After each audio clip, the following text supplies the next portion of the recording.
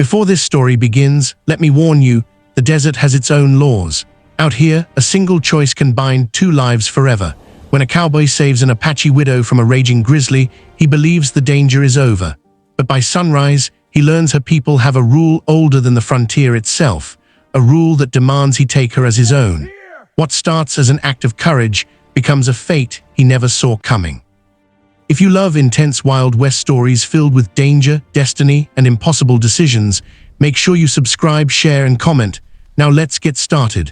The night air carried the scent of pine and dust as I rode along the narrow ridge trail, following nothing but the faint light of the moon.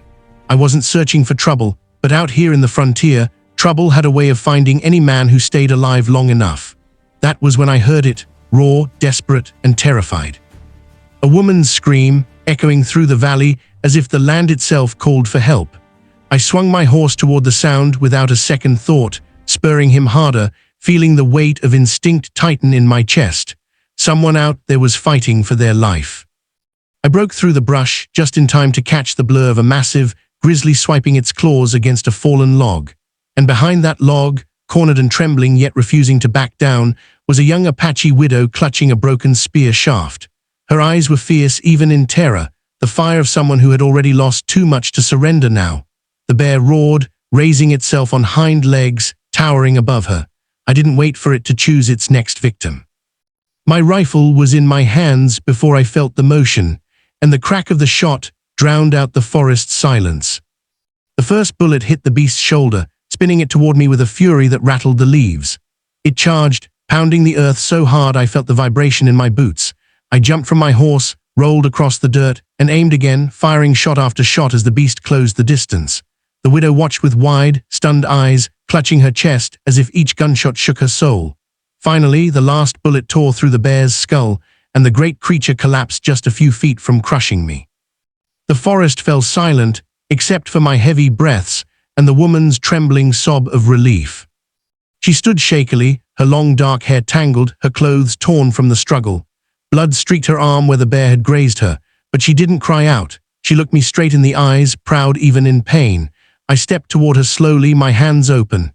She flinched at first, but as I reached for a clean cloth from my saddlebag, her fear softened. I tended the wound carefully, noticing the strength she carried in her stillness.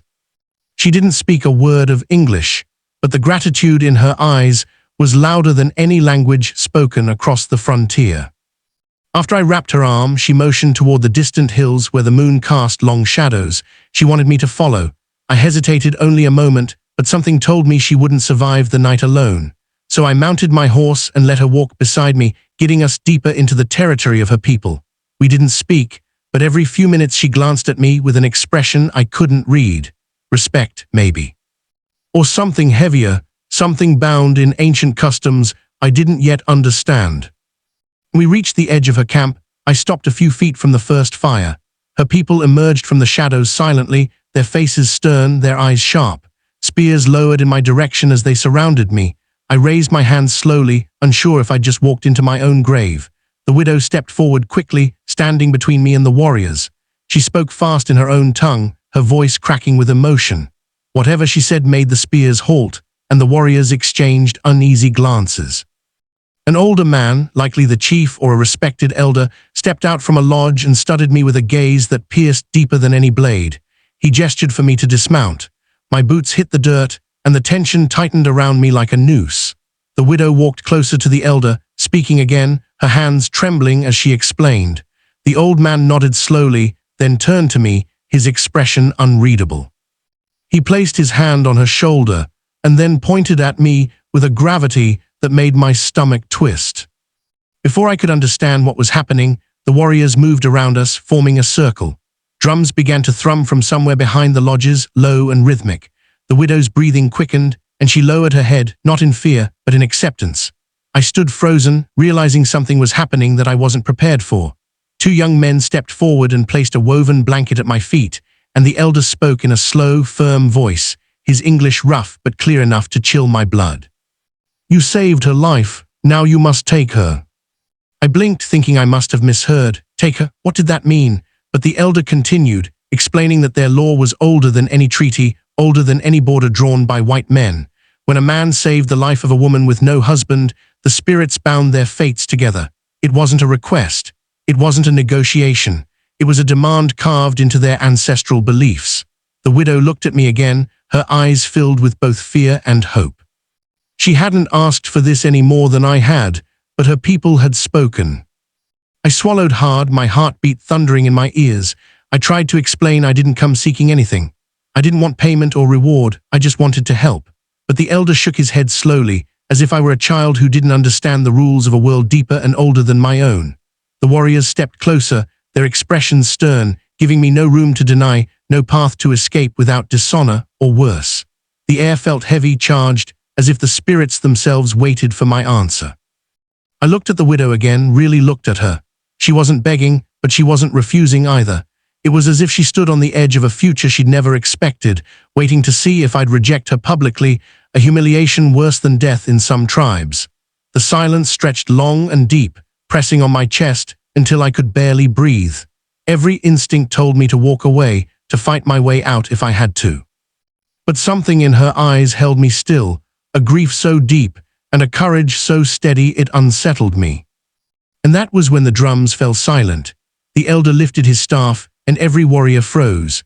The entire camp seemed to hold its breath, waiting, watching, demanding an answer that would tie my life to theirs forever. I opened my mouth to speak, unsure what words would come, but before a single sound could leave my lips, a cry echoed from the far side of the camp, sharp, urgent, and carrying a warning that shattered the tense stillness. And in that moment, I realized my decision would have to wait, because something dangerous was coming straight for us. The cry echoed again, sharper this time, and every warrior in the Apache camp turned toward the sound with their weapons drawn. The widow, her name I still did not know, grabbed my arm tightly, her fingers trembling against my sleeve. The elder raised his hand, signaling the warriors to hold, but tension rippled across the camp like a storm rolling in. Then a young hunter burst through the cedar brush, panting hard, his clothes streaked with dust. He pointed toward the northern ridge and spoke rapidly in Apache, his voice shaking with urgency. Whatever he said made the elder's eyes narrow with alarm. Within seconds, warriors rushed to gather their bows, spears, and rifles, moving with practiced precision. The widow pulled me quickly behind her, urging me away from the open center of the camp. I didn't know what threat was coming, but the air had shifted, heavy with dread. The elder ordered several scouts forward, and they sprinted toward the ridge with the speed of wolves chasing prey. The widow turned to me, her English soft but strained. "Bad men come, white men, hunters. They kill everything."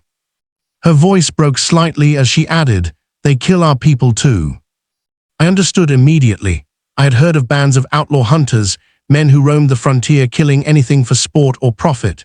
They didn't distinguish between animal or human if there was something to gain. Suddenly, the camp's earlier tension made sense, and now I stood among the very people those hunters would see as targets. The widow clutched my hand again, a silent plea not to leave.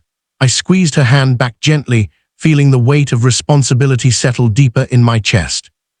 Moments later, the scouts returned, confirming the worst. A group of 7 armed riders approached from the ridge, moving fast. The elder barked commands, sending women and children into hidden shelters dug behind the lodges. The warriors formed a half-circle defense, their silhouettes sharp against the rising wind. The widow refused to hide. Instead, she stood beside me, determined, her wounded arm barely slowing her. Her courage struck me like a blade, fearless and defiant, even when danger loomed close. Dust rose from the northern trail as the hunters approached, their laughter echoing like broken glass across the valley. When they spotted the camp, they reined in their horses sharply. One of the men cupped his hands around his mouth and called out with a mocking drawl, "I'll be damned. Looks like we found ourselves an Apache nest." Another man spit tobacco juice into the dirt and cocked his rifle. "Shame to waste bullets on 'em, but ain't no one out here gonna miss this scum."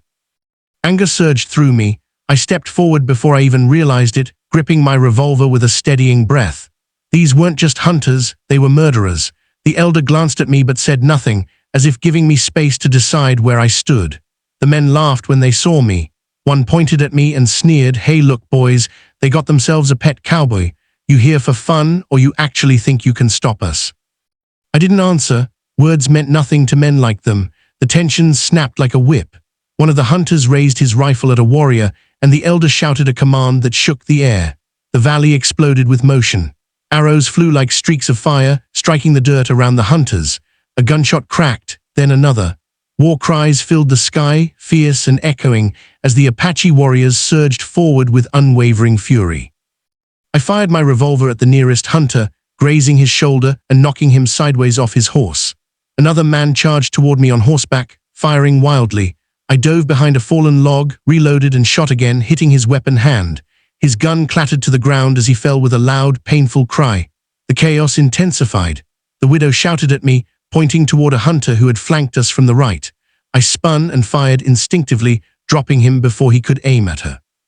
All around us, the battle raged with brutal intensity. Warriors collided with hunters, steel against steel, dust rising in violent clouds beneath their feet. The elder fought like a man decades younger, his staff striking with the precision of a lifetime of discipline. The widow grabbed a spear and stood beside me, ready to defend her home. Her bravery stunned me. She wasn't just a woman pulled by fate into my life, she was a force stronger than the desert wind. Within minutes, the hunters realized they were outmatched. Two fled toward the ridge, but the warriors swiftly pursued them, ensuring they'd never return. One last hunter remained, wounded, cornered, and trembling. The elder approached him with fire in his eyes. The man begged for mercy, but after what he'd planned to do, mercy had no place here. I looked away as the warriors delivered justice the frontier demanded. Silence fell over the camp, heavy but victorious. The wind carried away the dust, revealing the warriors standing tall, their chests heaving with hardened breath. The widow dropped her spear and walked toward me, her eyes reflecting both exhaustion and gratitude. She touched my arm gently, her fingers tracing the dirt and blood smeared across my sleeve. "You stayed," she whispered. "You fought for us." I swallowed the knot forming in my throat. There was no reason to deny it. These people had taken me in, accepted me even before the battle, and in that moment I realized something had changed inside me, something permanent. The elder approached, his expression softer than before. He placed his hand on my shoulder and nodded once, a gesture of deep respect.